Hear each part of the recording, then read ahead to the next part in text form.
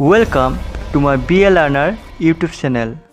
বন্ধুসকল আমাৰ ভাৰতবৰ্ষত পোনপ্ৰথমে কেতিয়া আৰু কি ব্যৱস্থাৰ আৰম্ভণি হৈছিল সেই সম্পৰ্কে জানো আহক। টেলিভিছন 1959 চনত দিল্লীত আৰম্ভ হৈছিল।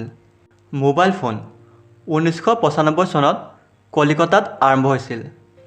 ইলেক্ট্ৰিচিটি 1772 চনত দাৰ্জিলিঙত আৰম্ভ হৈছিল। ট্ৰেইন 1853 চনত বম্বেত আৰম্ভ হৈছিল।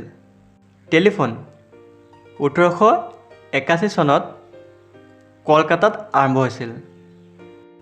ৰেডিঅ' 1927 চনত বম্বেত আৰম্ভ হৈছিল। চিনেমা 1896 চনত বম্বেত আৰম্ভ হৈছিল। কম্পিউটাৰ 1956 চনত বম্বেত আৰম্ভ হৈছিল। এৰোপ্লেন বা বিমান 1932 চনত বম্বেত আৰম্ভ হৈছিল।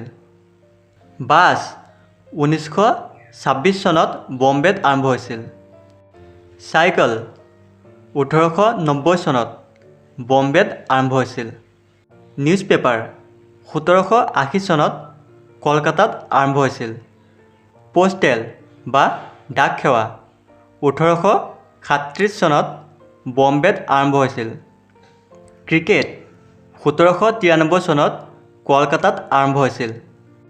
ফুটবল 1802 চনত বম্বেত আৰম্ভ হৈছিল। বন্ধুসকল আগলৈও এনেকুৱা ভিডিঅ'বোৰ পাই থাকিবলৈ হ'লে প্লিজ লাইক আৰু ছাবস্ক্ৰাইব কৰিবলৈ নাপাহৰিব। Thank U.